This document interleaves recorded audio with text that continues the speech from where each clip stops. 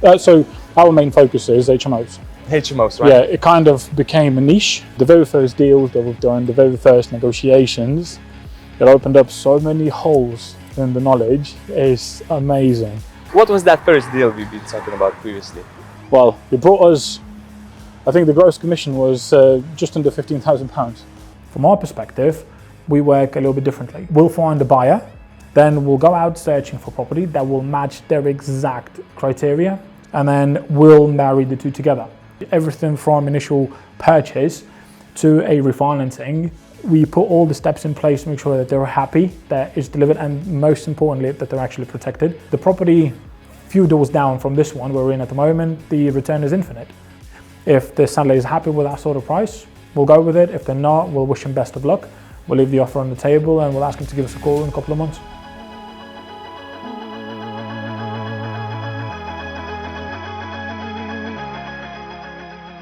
So Mantas, how is the market? It's slowing down a little bit at the moment. Yeah, okay. So it's definitely visible. There's currently a lot of uncertainty out there, especially with the new budget coming out, with the whole political background. So it has slowed down a tiny little bit. Okay. From an investment perspective though, there's still plenty of stuff for us to go at. I mean, we're currently working on 3 live sites. So there's 2 that are currently going at the moment, and the third one will be starting January, February time. So 6 bedroom HMOs, yeah, should be pretty cool.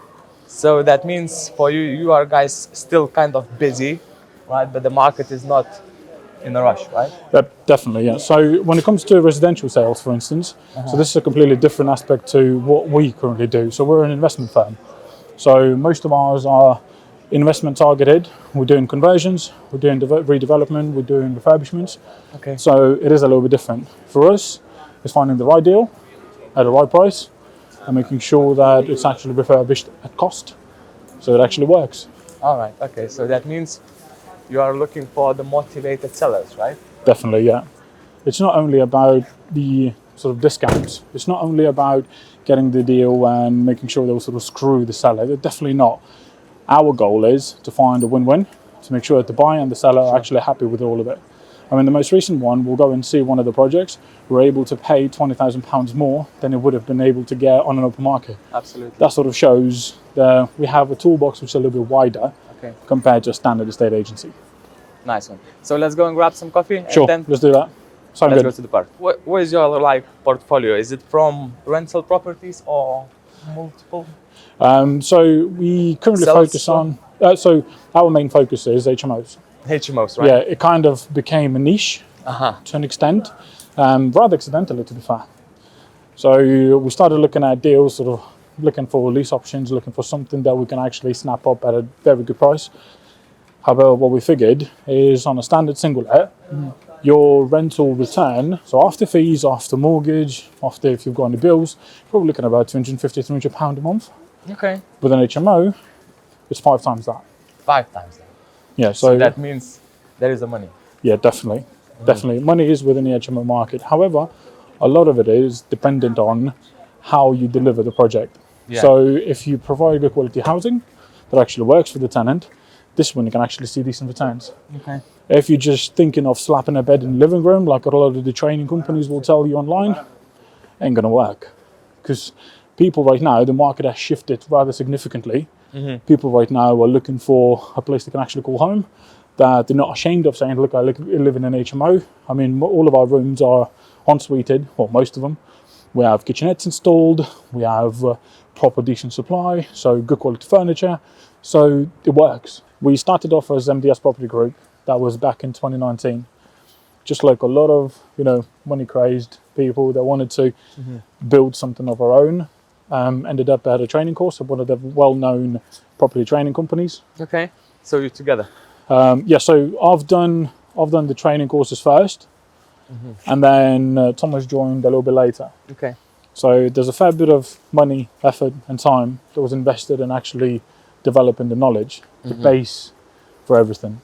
So the very beginning into the business was a course? Yeah, it was a training course. Okay. Sold a dream, sold an idea, and very quickly we learned that what you hear from the people talking on the stage isn't the full story. Okay. So the very first deals that we've done, the very first negotiations, it opened up so many holes in the knowledge. It's amazing. But I suppose you learn by doing it. In that case, I believe the pen and paper helps a lot. So now, let's go to your school, okay? Right. Have you been an active kid or the one who likes to stay a little bit more quiet? I definitely wasn't quiet. that's, Okay. that's a definite. Okay. I was a, what was it called? Smart, lazy guy. That's what Smart, my lazy yeah. guy. So my English teacher actually told me during the graduation ceremony, as we were shaking hands and I was getting my diploma after the exams. She said I was the smartest, lazy guy, lazy student she's had in quite some time. So Okay. I That's mean, fun. compliment with a pinch of salt, I suppose. Cool. So about the school, what was the most interesting thing in the school? What was the most fun? Maths. Math. Yeah. Okay. Always like precise sciences. Maths, physics. Even from the early age, there's actually during the graduation, right? Our head teacher, she gave us little pieces of paper that she kept for nearly 10 years, since we were 10. Wow. Yeah, so during the first year when we went to gymnasium, when I started there, they gave us a task. Go draw your dream, who you want to be. Okay. I drew a bank. A bank. Yeah, I wanted to be an owner of a bank. Nice. Global bank, yeah. So that was when I was Nice. 10. Nice. Yeah, and she handed us the paper and I went, wow, okay. That's quite interesting. Cool. Cool. And what was the most boring thing that you try to skip all the time? Well, a few really. One of the most. I suppose Lithuanian. Lithuanian. Just like Language. English here, yeah, the actual language, yeah, because it's the theory, it's the reading, it's the analyzing a text that was written from somebody's perspective, Okay. which we will never know what they meant by saying something like that. So I could never wrap my head around it. Yeah. All right. So let's go to the first money. Oh, the very first was it? deal, that I've managed to close, believe it or not, it was a block of 10 flats. Block of 10 flats. So that was your first job and money, right? Yeah. So the actual employment, factory work, Factory work. night shift in a pizza factory. Pizza factory. Yeah, not so far from here. Okay. That was actually the shortest employment that I ever had. Worked for 5 hours, asked for a tea break, was told that I'm going home. That was it. That was enough. That was it. Okay. Right. Success in your young age. What is the one thing you are really proud of accomplishing? A few things, I suppose, but one of the biggest ones was probably in the older years when I got into a university abroad. Abroad. Yeah, so got into a university in Denmark. Okay. Yeah, so the title was Global Business Engineering, believe it or not. Global business engineering. Yeah, so this was going to be a really, really interesting course, but being young, dumb and stupid, actually blew that chance and came to UK. Okay. Okay. So we didn't finish it, or you finished? No, we did. I didn't even start. Wow. Yeah, so I postponed it for a year because the goal was come here, earn a little bit of money, save up, and then move on. Okay. Yeah, that didn't go to plan. What do you value the most in the people? Honesty, integrity is a big thing. It's a very simple thing, right? So if you say you're going to do something, do it. If you're unable to deliver, tell me. No beating around the bush. Honesty, right? Yeah, it's just be honest about the situation, and that's it. I mean, there's nothing you can't overcome. There's nothing you can't resolve unless you don't know all the facts. Sure. That's plain and simple, really. When we enter into a conversation for buying a property or talking about us managing it, there's normally a question. So, what's your angle? So, where's the catch? Well, there isn't one. So, it's actually trying to prove that we haven't got one. Okay. We are who we say we are, and it's all black and white. So this is sort of that little hump that we need to overcome every time we enter into a new conversation, new negotiations, and signing a new contract potentially. Okay. So how to spot the dishonesty? It's the straightness of the answers. It's one thing, right? So, because we like to know who we're dealing with, what the overall situation is, and what are the facts. And I like to go over the same facts several times just to make sure that we actually understand it all properly. And then the moment the answer 10 minutes later doesn't match the one that they gave us at the beginning of the conversation, you go, something ain't right. Okay. So that means you're going through the facts multiple times sometimes, right? Yeah. Just to Check, double check, triple check. Yeah. Just to be sure. Yeah, absolutely. You came here to UK, right? To work in the factory for Yes. 5 hours. Yeah, at the What very next? beginning. Then the next job. So I've actually worked in factories for nearly 12 years. 12 years, wow. So I went up the corporate ladder as such in the factory, if you can call it that way, quite quickly. So I came to the UK when I was 19. Before my 20th birthday, I was still 19. I became a team leader. By age of 23, I was a manager. Okay. Yeah, and my latest job was a shift manager. Because when I've decided that I wanted to build a business, I stopped climbing up because I figured, you know what, I wanted to do shift work. And because I had a lot more time on my days off, so I would have days off in the middle of the week. So I was actually able to do stuff and develop my own. That's all it was. It was a well-paid job. It was a cushy position, but it just wasn't for me. Okay. And I've learned that quite quickly, really, especially after seeing how operations directors, they'd be answering phone calls at 11 o'clock at night and then get called in at 2 o'clock in the morning, which I've done. Did you find that something is for you, that those all calls in the middle of the night? No. No? No, definitely not. I'm big on family life and the actual balance. Because the thing is, right, so right now we're owners of our own business. So naturally, if I don't do it, if Thomas doesn't do it, there's nobody else that will. So ultimately, we need to make sure that we work smart. Yeah. So we don't get those phone calls. I mean, it's every once in a while you will receive a later conversation, and we're more than happy to have one because it's normally quite quick. Meetings and stuff like that, that's being done during the daytime, working hours as general. And right now we're on site from like 8 o'clock in the morning, Okay. grafting ourselves. So What do you think? 12 hours a day of work, is it enough? really depends on what you're doing. Depends on what you're doing, right? Yeah. So I mean, in some cases, you can achieve in the first 3-4 hours of the day more than you would on a 12-hour shift. Okay. A lot of it depends on how you look at it, how you plan it, on your preparation. It's all about the approach then, yeah? Yeah, absolutely. Absolute determination, knowledge. Yeah. But you know, some of the people that they are struggling to find themselves, what to do, how to do, where to do. What would be the single advice for them to start looking at? Find what you love. Find what you love. Yeah, basically. Just find what you love doing and note it down on a piece of paper and start thinking about how you can turn this into a viable business or an idea. That's all it is, really. What do you think?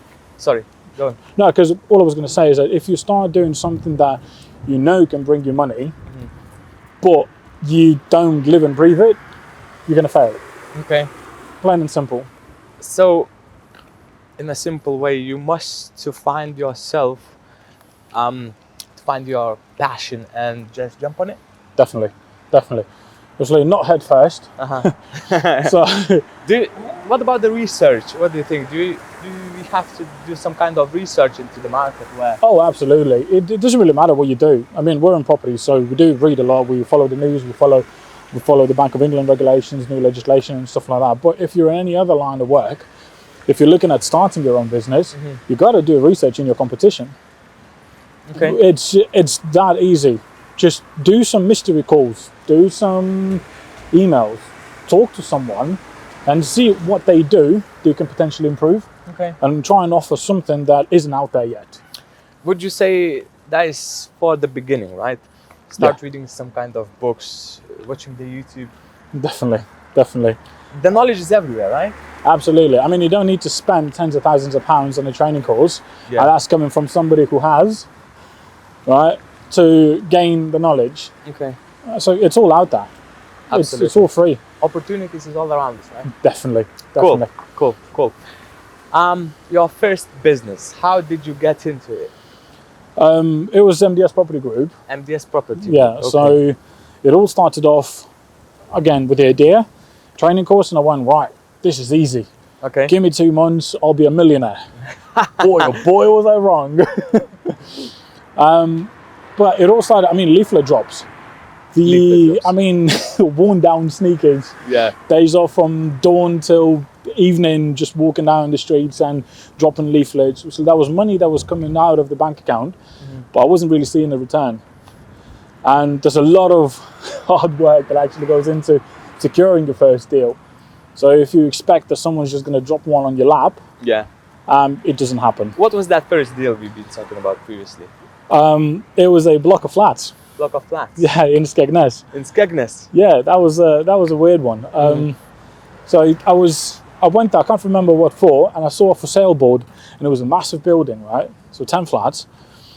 And I went and knocked on one of the doors, hoping that I could actually reach out to the owner. Okay. Luckily enough, the first door that I knocked on, the first door that I knocked on pointed me towards another flat who knew the owner of the building. Okay.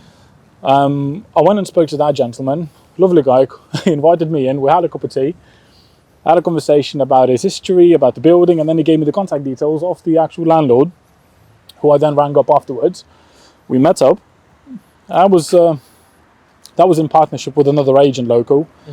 But that deal, he brought us, I think the gross commission was just under £15,000 for a first deal. For the first deal? For a first deal. Nice. Actually, not everything landed in my pocket because Nice. there were other people involved. However, the overall value of it was just shy of 15,000.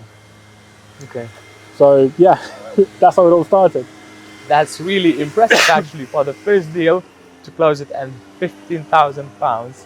That sounds a lot bigger money. Oh yeah, no, absolutely. It was one of those things, when it landed in the bank account, after solicitors have transferred the money over, it was wow. So this is what people actually make. Yeah. So this is how it all worked. And then we had a bit of a dry spell because you're on a high horse. You try use right. Okay, I'm going to take on the world now, and it's a little bit slower than you would probably want it to be. Okay. First deal, we know. Second deal. Second deal. Second deal was a flat. Flat. Yeah, simple flat. They needed a refurbishment. Again, direct to actual vendor. It was very accidental, really, I think. So he responded to one of our leaflets, picked up the phone, had a conversation, went and met up. So he was in negative equity with that particular flat. Okay. So they started doing a refurbishment. He had his own business. I think it was a beauty salon business. He had a few branches in the area, and then COVID hit. Wow. So And they slowed down. yeah, They must have shut at the significant. time. They have shut down, and the flat, because he already started doing the refurbishment there, so it was completely gutted.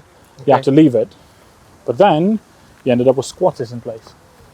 Squatters set fire to it, so there was a whole array of issues that happened over that. Wow. When we met up, he was about £12,000 in negative equity. He managed to walk away with £2,500 positive. So that's The way really we've good. structured the deal, yeah. So it was good.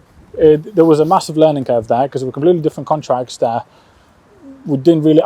I thought I understood them back then, but when I mentioned that there's little holes, little things that you tend to miss off Yeah. every once in a while, and but it all went well. So fingers crossed, they'll keep doing it. That's really good. Right. What would be the advice to your younger self? What would you advise from the point of view you have right now? Stay at it. Stay Don't at it. quit. Don't quit. Never Plain give and up. simple. No, there isn't such thing, because failure is just a step towards where you want to be. It's That's like right. almost like climbing little stairs, right? You got to make sure that whatever you do, you go all in, you put your whole heart in it, do your research, get facts straight, and just keep going. Keep going. Yeah. Nice and simple. Just keep going. Yep, that's all it is, really. That's all it is. Yes, I know what you mean. All right, then. So let's go to one of your properties now, right? Sure, let's go and have a look at a Let's go. live site.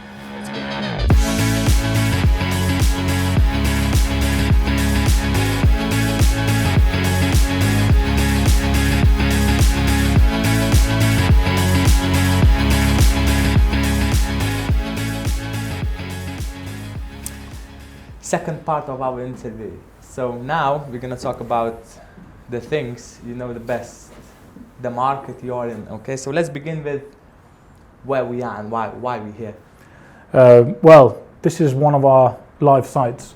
So this is going to be a 6-bedroom luxury HMO. As mentioned earlier, this is kind of our MO. It's become our niche. And so we found an opportunity when no builders, no one's on site, so we can actually show around that not every property is pretty, and it's sort of how it all begins, how it all starts. Okay, so you guys doing everything here from the scratch though? You destroyed everywhere here, right? Pretty much, yeah. Pretty much. What about the budget for the similar houses like this? It does vary a lot. For instance, the one that we're in at the moment, so this is going to be around £100,000 refurbishment.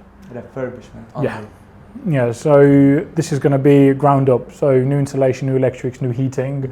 There's going to be new sensors being installed, new doors. Basically everything you see right now is going to be gone in the next 4 months. In the next 4 months, okay. So possibly we will come back here to show. Absolutely, can do, yeah. Okay. Right, so let's go back to how did you get into this market? Well, property was something that I've always loved. You always loved the property? Yeah, so my granddad, he used to be a builder. My dad's a bit of a jack of all trades, so I kind of grew up on building sites myself from every early stage. And I've always wanted to own my own business.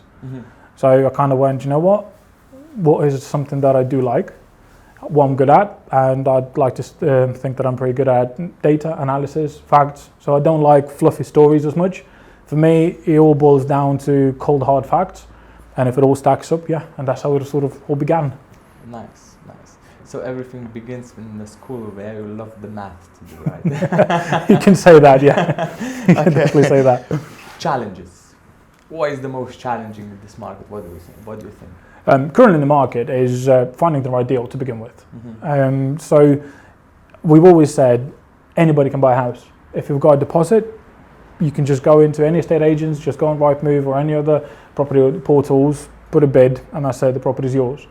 But buying the right way, at the right margin, and finding the deal that actually is going to work, this is where the challenge comes in. Okay. So finding the right deal and sourcing the houses, right?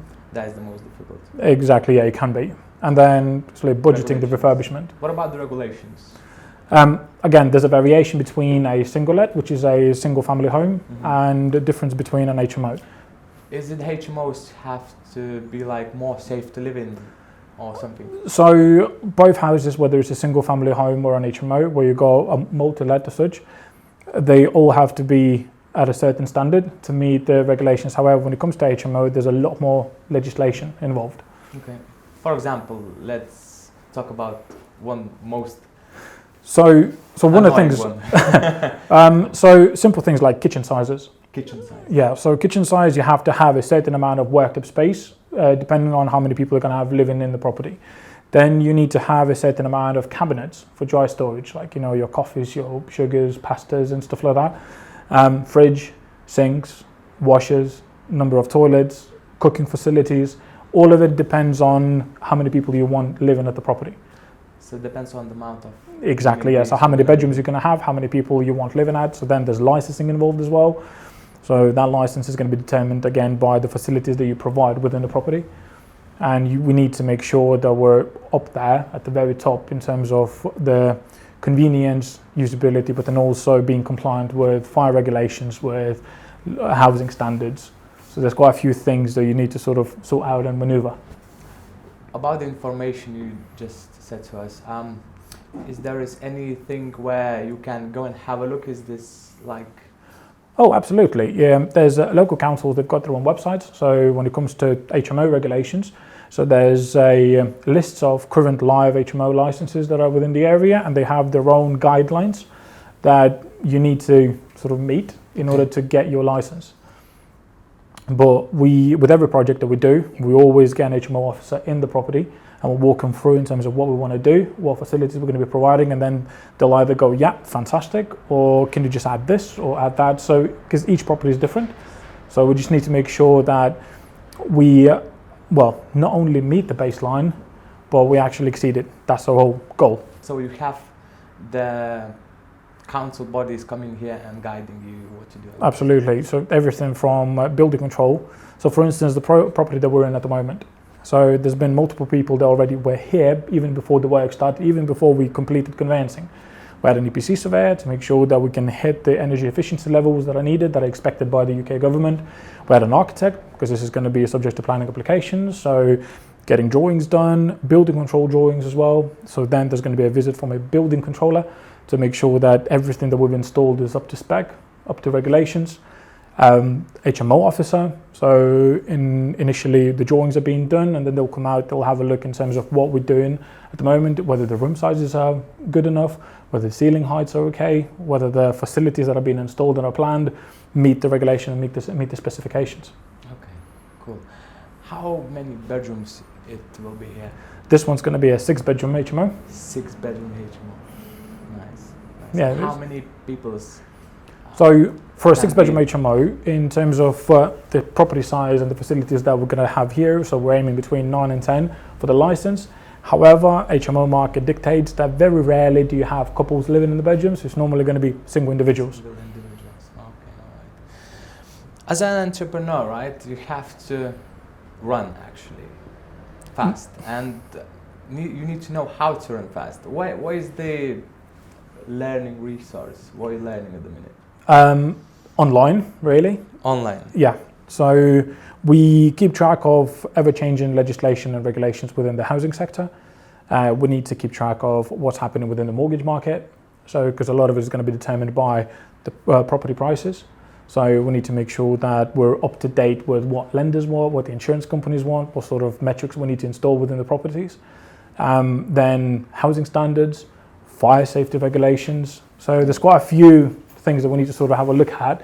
There's ample resource online, and believe it or not, people are more than happy to help you, especially from the government bodies, once you've actually shown them that you actually care. It's not about lobbing a load of people into a house and then raking it in at the end of the month, as a lot of the people will tell you online. It's about providing good quality housing, like I said, that people are proud to call their homes. But in order to deliver that, we need to make sure that we stay up to date with all the changes. So basically everything is online, right? Yeah. Sounds simple. Networking events. Does it consumes your time or brings the value to your company? So we were one of the sponsors of a networking event that launched in Lincoln last year. You can meet a lot of good people, you can meet a lot of professionals. So a lot of it depends on why you're going there.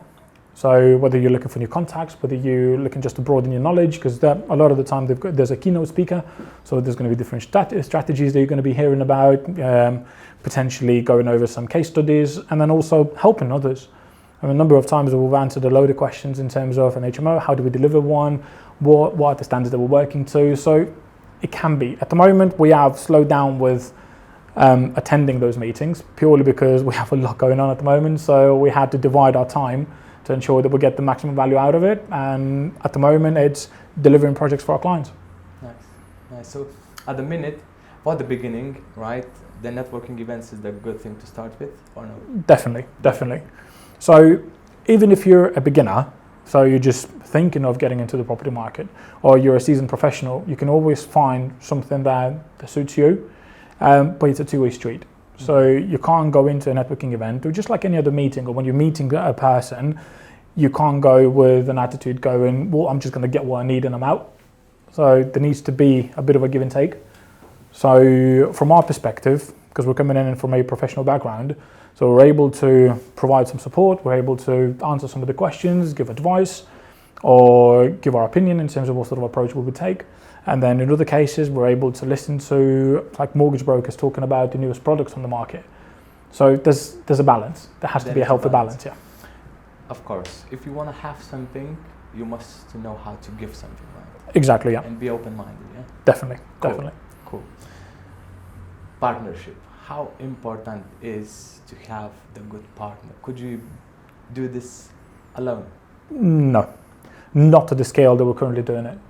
So within an effective partnership, so between myself and Thomas, my business partner, so we have a very clear division of our responsibilities and our skill sets are completely different. Okay. So for me, it's growth, marketing, fund deals, refurbishment, general development and regulations and compliance when it comes to planning and building control.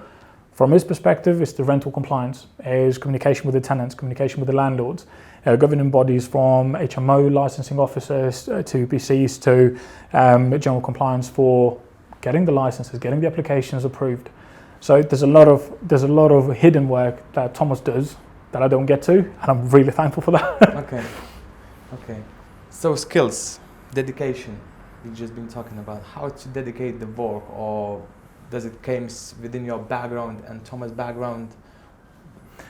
How to share that? So I'm quite handy, I'd like to say, when it comes to general refurbishment and works within the property. So I'm self-taught. I haven't got a trade under my belt, like a lot of the other developers do. But having grown up in the background that I did, I always found it interesting. Into how things work, how they actually put them together. From his perspective, he's worked within the letting sector for probably 6-7 years. So it all made sense when we decided to form the partnership, going like, I'll do this, you do that. And there's a very clear division to who answers what email, who answers what phone call, who deals with what communication. So there aren't really any questions. So it just sort of, it flows naturally. And I suppose the fact that we've got quite a few years under our belt when it comes to friendship, so we actually know each other really well. So that definitely helps. A lot of friendships goes broke when you're starting doing a business together, right? How to keep that? Being honest and open. Honest and open. I suppose, so we work together even in factories. So there was a funny story where I was a manager, Thomas joined us as one of the team leaders in my team, and within the first week I had to discipline him.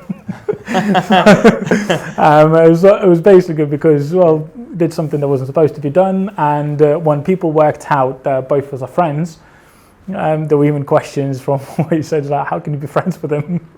But there's work and there's personal, and I think over the years we've learned to separate the two. So where there's business, because we know what needs to be done when it needs to be done, and we're not afraid to give each other a kick up the back, to make sure that, like, just crack on and get it done. So separate the workflow and the friendship, right? Definitely. Nice. Task you hate the most? Admin. Easy answer. So Thomas is doing that, right? Absolutely, yeah. So, okay. And keeping calendar. Okay. I need a PA to make sure that I can meet all of my appointments. Okay. He's very good at that. From my perspective, I'm more of a sort of easy flowing, and structure is definitely needed. I mean, when we've got something booked in, obviously I'll be there. Sometimes prompt is needed, but I'll be there and we'll deliver. But this is where his strengths come in. So separating the tasks where you are strong at is something that needs to be done. Absolutely. Cool. What brings you back to your office? Right now, we're actually working on site on one of our other live projects, which is where we're doing most of our work ourselves. So a brand new acquisition. But office is mainly for meetings, administrative tasks, handling our CRM softwares and stuff like that. By asking that, I mean, like, what gets you to come back here again? Oh, because we love it. We love what we do. It's the passion, right? We love what we do. So, you know, when you do a job because you have to, so then you wake up on a Monday morning, you go, oh, not again, yeah, just can't wait until Friday. From our perspective, I'm actually excited what Monday is going to bring. Okay. So we'll have something lined up. We'll have things that are going on. It'll either be meetings, it'll either be a construction site. We're doing an appraisal, talking to contractors. This is the stuff that we actually enjoy. So we kind of turned a hobby, an interest, into a business. Nice. Some of the people's, like, when they change their hobby into the work, they're losing a hobby. True. From our perspective, I suppose, because this is almost like ingrained in who we are and what we do. So property development, communication, facts, details. This is something that we love. I mean, I'll spend a load of time scrolling on portals for property listings, just because I enjoy going, looking at them, seeing what else is on. Searching the market. Exactly, yeah. We get a kick out of it, and it's the chase of the actual deal. So completing the deal, I remember the very first deals that we've done, we're really excited. I mean, money landed in the bank account, go, yeah, great, happy days. Now we go, I mean, we've just completed a purchase of our own, and it was, congratulations, right, so what are we doing when? So it's like very, very quick. It sort of became, it's the thrill of the chase that actually gets us going. Completion of the deal, you're just immediately looking up for the next one. Okay, so you're creating the dopamine out of the process. And solving problems. That's the biggest one. I mean, over the years when we're doing it, so everything from contractual contractual misunderstandings even, or not being able to read the clauses, because I'm boring, I'll actually read a lease. So I'll read through every single column, every single paragraph. I need to make sure that I understand it all. When we're signing a contract, or if there's a disagreement between the buyer and the seller, it's finding the middle ground. I really, really enjoy that. So you like to communicate? Absolutely, yeah. And it's delivering something that somebody else might have thought that was impossible. That's the biggest one. It's finding a way. Okay. Genuine care about your customers. How does that look like? So this is where the difference between myself and Thomas comes in. So I'm a little bit more of a straight shooter. I mean, he can be as well, but when it comes to putting together, so from our perspective, because we build portfolios for people, and in a lot of the cases, it's not about emotion, it's not about the fluffy stuff, as you may say, it's about the details and making sure that it's actually going to deliver. So we'll look out for them. We'll have conversations going, you shouldn't be doing that because that regulation says this, and then we need to make sure that we'll go around it this way. Everything from initial purchase to a refinancing, we put all the steps in place to make sure that they're happy, that it's delivered, and most importantly, that they're actually protected, that they see the returns, that if something was to go wrong, because let's be honest, some stuff does go wrong. Yeah, they do go wrong, but we need to make sure that the exposure is as minimal as possible. This is where the care comes in. So sometimes you have to have a hard conversation going, sorry, you're wrong, and this is the reason why. Some people appreciate it, others not so much, but in general, in the long term, they go, yeah, you're right. So we need to make sure that we look out for them, and we do. Cool. Do you have a checklist, what to do, what to not? What don't? There's a few circumstantial, but there are things that you say, some of the things that you don't. So just like in any other service business, when you're a customer facing or you're client facing, you need to make sure that you adapt your tone, you adapt your approach to what is acceptable towards them, and then that's what brings you to success. Because otherwise, if you cannot match the vibe as such, arguments and disagreements come along, and then this is when a partnership can fall through. Because all our clients, we consider them partners, because obviously if they don't make money, we don't either. So it's in our best interest to make sure that every project, every property is as profitable as it can be.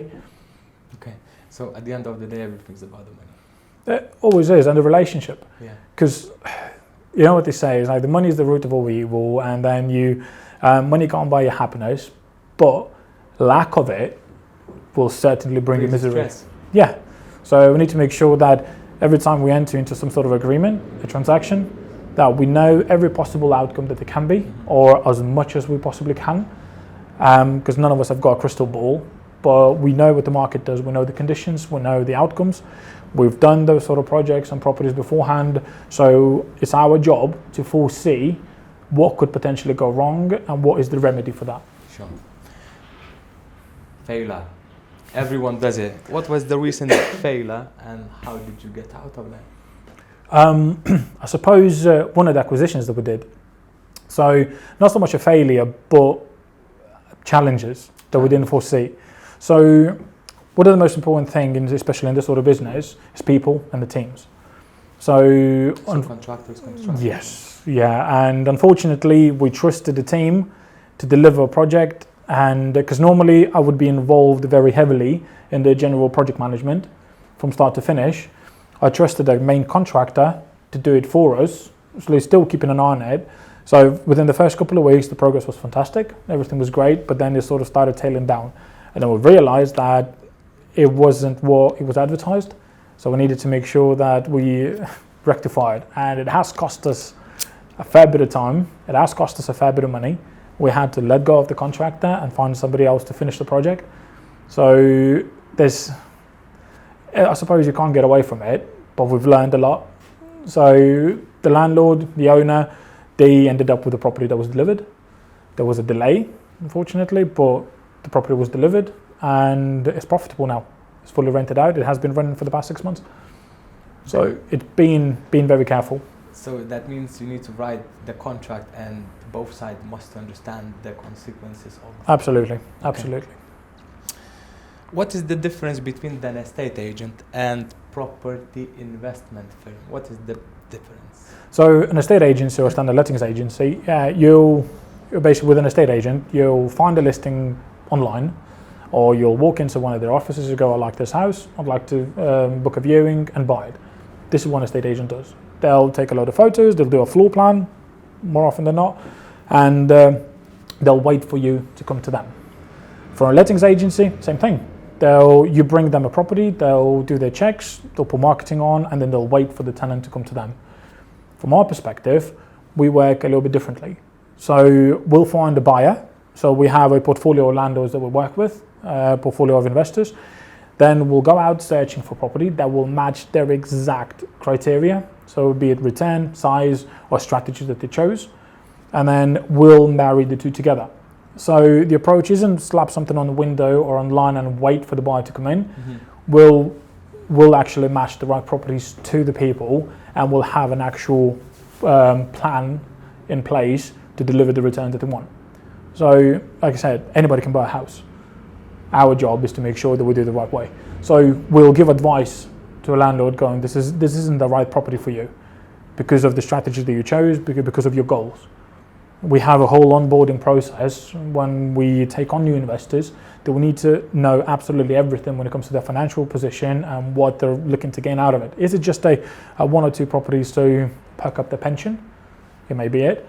Or is it something that they want to do full time? They actually want to replace their income, so they're going to be completely different properties that we buy. They're going to be completely different areas that we're going to look at to make sure that it actually matches it.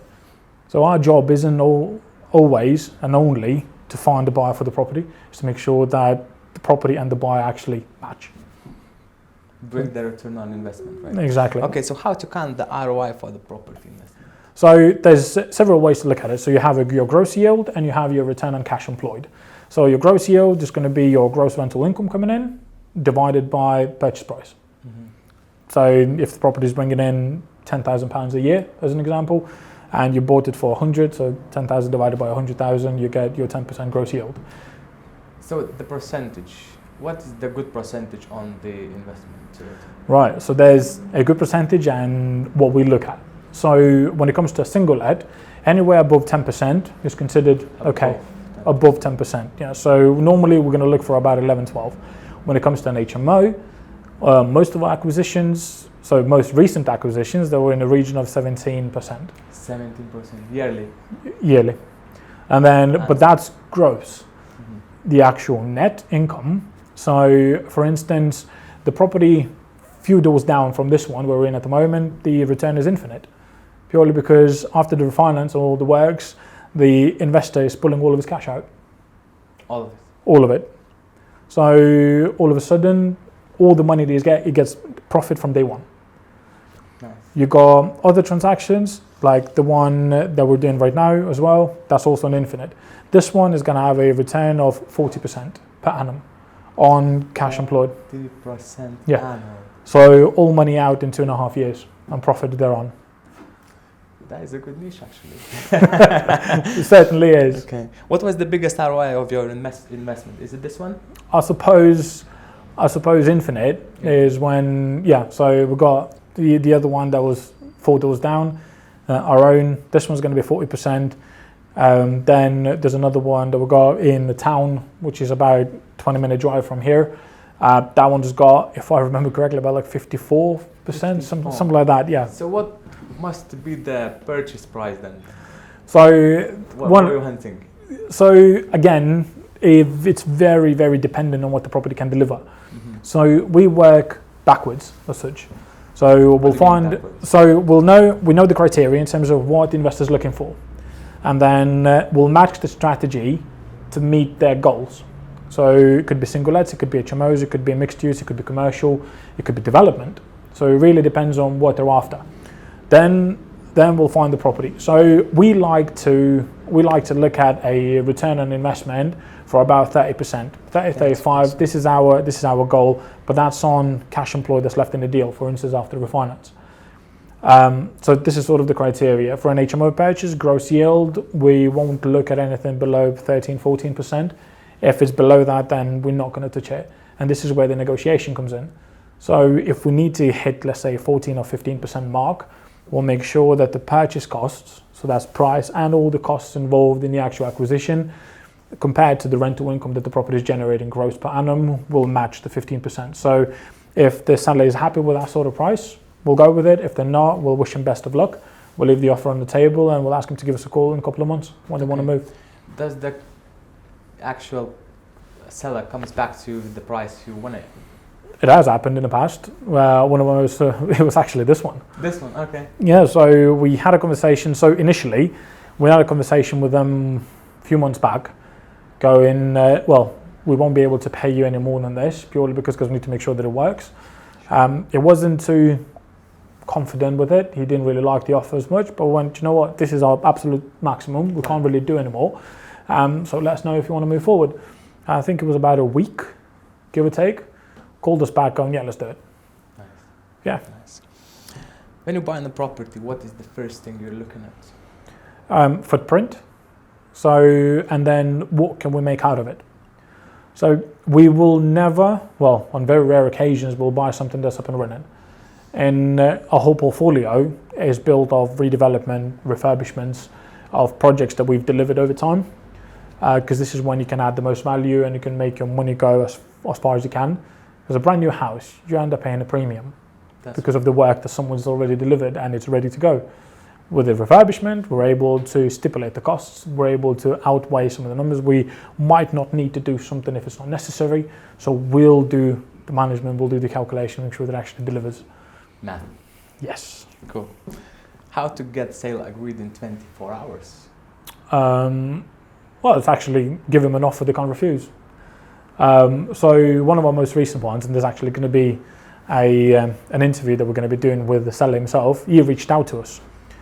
So we had an offer agreed, we had a sale agreed in the span of one meeting that took us an hour and a half and one email. And that's all it took. Is that your networking works in that way? He actually reached out to us because we manage one of the properties on the same street. So he saw our boards, he saw marketing, then we're quite trying to be as active as we can on Facebook, on social media. Okay. You saw some of the listings that we've delivered and he goes, my house has been trashed. I wanted to see for it to reach its full potential. So, and would you be interested in it? We sat down and we had a nice cup of coffee, nice conversation. I got to know the person a little bit more. Learned about their circumstances, why they were selling, what they needed to get out of it, and we came to a deal which was very profitable for them, but also works really well for us. So a win-win. So finding the best price for both sides. Yes. That's what works. Yeah. And what works better, boards or social media? I'd say it's a mixture. Mixture. It really depends on the market you're aiming to hit. So social media, in a lot of the cases, you have not so much a younger generation, but people that are more sort of prone to reading news online, actually scrolling through Facebook, through socials, that are more prone to watching videos. Boards, therefore, I'd probably say the older gen that like to have a walk down the street, and as soon as you saw a board, you went, that's interesting. So we have had phone calls from both. So it's very dependent, yeah. Okay, cool. All right. Last bit. Randomness. Right. What to do? Well, just answer in a simple few wordings, okay? Sure. What to do when you have no motivations to move forward? Find your why. Find your why. Yeah. Find out why you do what you do. Talk to yourself. Plain and simple. I have a conversation, with the smart person. The one in the mirror. Okay. The best book to read? Self-improvement. I'd say go for a no. And in terms of business, mine was Robert Kiyosaki's book. I think that's one of the first ones that a lot of people have read. That. Yeah, everybody knows that. So if you want a book, just go and grab it. Yeah, absolutely. You have kids, right? I do, yeah. What would be your parenting advice? I don't think I'm qualified to give a parenting advice. Listen, be there. Be there. Yeah, that's it. So it's that simple. Listen and be there. Cool. Why not everybody able to build a business? I don't think that not everyone's able to. I simply think that not a lot of people want to. So there's hidden caveats in owning a business. It's the uncertainty sometimes. Uncertainty. Yeah, because so let's say you got a job, you know you got a paycheck coming in every single month or week or however you get paid. So you know you go in, you do your hours, you get paid. When it comes to a business, so if a client doesn't pay, you don't get paid. Okay. If a tenant doesn't pay, from our perspective, we don't get paid. So it's sometimes the uncertainty and stress that's involved in running a business and controlling all the variables. This is probably, I'd say, this is the biggest change in narrative when it comes to being an entrepreneur, a business owner, and somebody that likes to just go in and do, because a lot of people don't want the stress. When I come in, I've clocked out, that's it, I'm done for the day. I'll go and enjoy, I don't know, a basketball game, I'll go out, I'll do something with the family. From our perspective, I mean, the number of times we're having to open up a laptop at 9 o'clock at night. What do you think? Does it cause comfort? Certainly, there's definitely that. So I suppose we're playing the long game. Whereas in a lot of the other people, especially the ones that I've spoken to, they go, I'm happy where I am. It's my comfort zone. I don't want to get out of it. I don't want to take that step because I'm not sure of my capabilities. I'm not sure of my skill set, whether I can. I think anybody can, as long as they set their mind to it. And it just really depends on how much work they're going to have to put in. Okay. Message to our family into any camera here? Hi, I'm here. Thanks for the patience. I suppose that's the biggest one. JP, after 5 years? We plans on building out a group. So property management, we have a company that does developments. So it's growing, and a new type of estate agents. I'm just going to leave it there. New type of estate agents. Unusual structure. Okay, sounds interesting. We will see you after 5 years. Absolutely. Thank you for your time. I appreciate it. Was a Thank pleasure. you. Definitely. So thank you to the guys from Business Therapy Hub for this opportunity and this amazing experience. We've definitely never done this before. And as far as something a little bit motivational, I think the only and the main thing that pops in my head is a quote from Henry Ford. If you think you can or you think you can't, you're probably right.